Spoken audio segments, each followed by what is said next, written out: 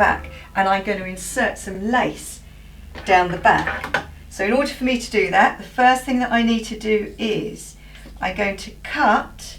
I've pressed a seam so I know where the centre of the scarf is. I'm going to cut down it, and the very first thing that I'm going to do, is zigzag or overlock each of those edges. So I've got my scarf wrong side up, and because I want all of you to be able to do this, I'm doing this on this little mini JL, basically a child's sewing machine. So I've set the machine to F, which is a large zigzag, and I just want to show you this sort of little trick that we do, because we can't change the feet on this, so we can't put like a roller, a rolled hem foot on here. So what I do is, can you see how I'm pulling that up in between the 2 feet? So look, as I sew, I'm pulling it up, and hopefully it should just sort of roll the hem over a little bit as you sew. So just sort of keep doing that all the way down. Now the other thing is, when you're sewing these silk scarves, you do need to change your needle and put a fine needle, just like a number 70 thin needle on. And to change the needle on this mini JL, you need a slotted screwdriver to undo it. So you should end up with something like this. And then what we're going to do is, we're going to leave a little bit of an overhang at the bottom so that we can then hem it. And we're going to join these 2 pieces together with this bit of lace. Because the silk scarves are really slippery and my lace is a bit kind of delicate, I'm going to first of all glue my lace into place first. Now I want you to leave hanging off the bottom so we can hem it later, at least an inch. So look, I don't know if you can see, I've cut my bonder web to about 2 millimeters.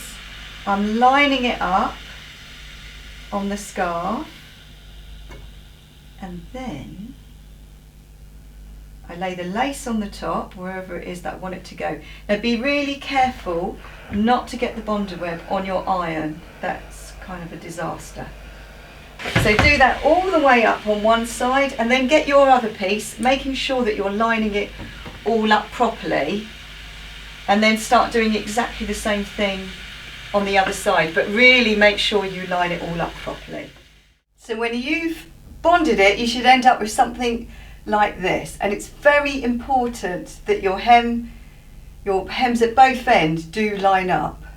So now all we have to do is just top stitch 1 millimeter away from the edge on top of the lace using a straight stitch. Now this material is very slippery, so always make sure you've got it supported. So I'm ready to sew on the lace now, and nothing will move. It will be so easy, it's just all glued on now. So just stay about 1 millimeter away from the edge of the lace, and just sew it down on one side and then do the same on the other. At the bottom of the scarf, so down here where we've got that overhang, we're going to just simply press it up and then stitch it across just where the lace hem bit is. So we've pressed that bit of hem up, but we're not going to sew it this way round. We're going to turn it over and sew it from the top. Now my seam allowance is for the hem is going to be about 1 centimetre less than the actual lace, and you'll see why in a minute. Now the reason why we left a kind of big bit of fabric behind the hem is so I could slide the fat part of my scissors in and trim it back so it looks like I've done the perfect hem.